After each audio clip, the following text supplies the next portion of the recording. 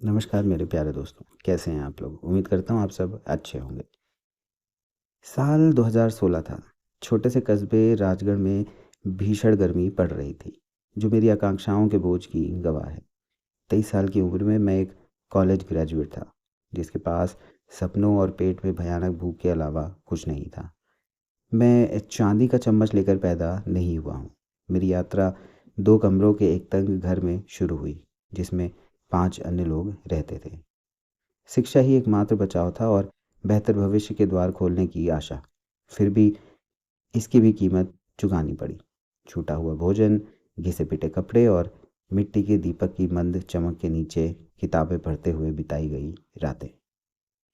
एक स्थानीय कपड़ों की दुकान पर काम करने से बमुश्किल मेरी बुनियादी ज़रूरतें ही पूरी होती थी। मेरे भीतर जलती महत्वाकांक्षा को बढ़ावा तो मिलता ही नहीं था। हर सूर्योदय एक ही संघर्ष लेकर आया, क्या आज मेरे पास भोजन के लिए पर्याप्त पैसे होंगे? एक चिलचिलाती दोपहर में एक अजनबी दुकान में आया।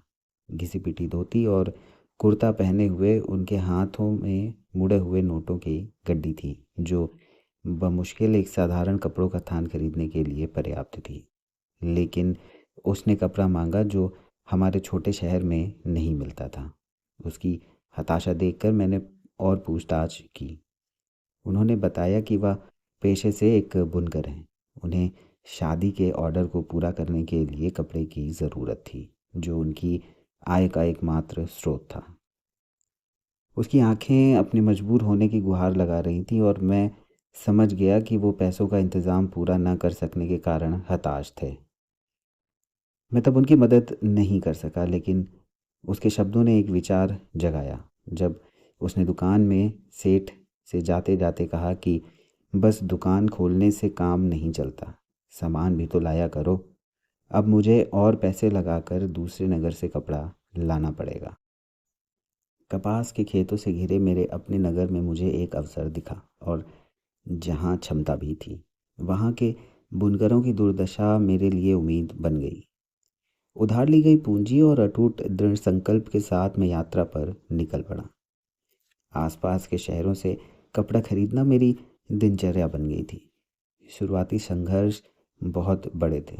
थोक विक्रेताओं के साथ मोल भाव करना, तेज़ गर्मी से जूझना और खराब परिवहन को संभालना दैनिक चुनौतियाँ थीं। छोटे छोटे लाभ से बमुश्किल मेरा खर्च पूरा हो पाता था, लेकिन मेरे सीने में कुछ बड़ा करने के सपने की आग जल रही थी। एक दिन अपने नगर में भ्रमण के दौरान मेरी नज़र बरगद के पेड़ की छाया में सूती काटते हुए महिलाओं की एक समूह पर पड़ी। उनकी लयबद्ध हरकतें और अभ्यास किए हुए हाथ एक सुंदर लहर से लगे। वो बातें करते हुए कपड़ों को आकार दे रही थी। मेरे मन में एक विचार आया, क्या होगा अगर मैं उन्हें बाजार से जोड़ सकूं? मेरा सपना विकसित होना शुरू हुआ। कपड़ा बनाने से लेकर उसे बेचने तक अपनी तेज़ उंगलियों और पुश्तैनी ज्ञान से महिलाएं मेरी पहली साथी बनी। मैंने उन्हें कच्चा माल, प्रशिक्षण और उनके काम के लिए उचित मूल्य प्रदान किया। धीरे धीरे कमाई के अवसर से प्रेरित होकर और अधिक महिलाएं शामिल हुई। शुरुआत में सिर्फ स्थानीय वनस्पतियों और लोक कथाओं से प्रेरित जीवंत रंगों में छोटे हाथ से बुने हुए स्कार्फ थे। इन्हें स्थानीय बाज़ारों में बेचा गया। उनकी सुंदरता ने तत्काल ध्यान आकर्षित किया। मांग बढ़ी और जल्द ही पड़ोसी शहरों से ऑर्डर आने लगे। मेरी दुकान, जो कभी पुराने कपड़ों से भरी रहती थी, अब वो क्रिएटिविटी के एक जीवंत सेंटर में बदल गई। महिलाएं बातचीत करती थीं और लगन से काम करती थीं। उनकी मुस्कुराहट उनकी नई ऊर्जा को दर्शाती थी। वहाँ के कपड़ों की बासी गंध कपास की ताज़ी हवा में बदल गई। सफ़र आसान नहीं था। संदेह, पैसों की दिक्कतें और बड़े खिलाड़ियों से कंपटीशन में बहुत बार गिरे और संभले, लेकिन महिलाओं के सहयोग और मेरे अटूट विश्वास ने हमें आगे बढ़ने में मदद की।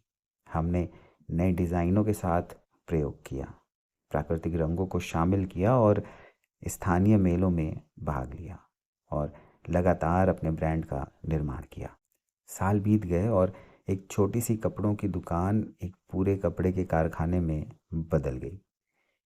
स्कार्फ से लेकर हमने कपड़े, कुर्ते, यहाँ तक कि साड़ियों तक का विस्तार किया। मेरी टीम महिलाओं के शुरुआती समूह से लेकर कुशल दर्जी, डिज़ाइनर और डिस्ट्रीब्यूटर्स तक बढ़ी। आज हम गुणवत्ता और टिकाऊ फैशन का पर्याय बन गए हैं और हमारे उत्पाद देश विदेश के लोगों द्वारा पहने जाने लगे। गुनगुनाते करघे और जीवंत कपड़े के रोल के बीच खड़ा होकर मैं अब एक हताश और भूखा ग्रेजुएट नहीं हूँ। संघर्ष ने मुझे ढाला है, भूख सफल होने के अथक प्रयास में बदल गई।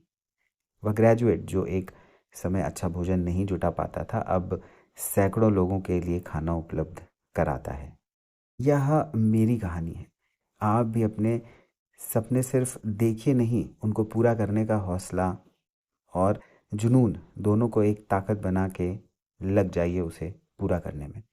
दोस्तों, अगर कहानी आपने यहाँ तक सुनी है तो कृपया चैनल को सब्सक्राइब ज़रूर कर लें। आपका एक सब्सक्राइब हमें बहुत मोटिवेट करता है अच्छी कहानियाँ लिखने के लिए। आप हमारे सब्सक्राइबर के सिर्फ नंबर ही नहीं हैं, बल्कि हमारे एक अच्छे श्रोता हैं जिनको कहानियाँ सुनना पसंद है और हमें अच्छी कहानियाँ सुनाना। तो अगली कहानी तक के लिए आप अपना बहुत ख्याल रखिएगा। बहुत बहुत धन्यवाद।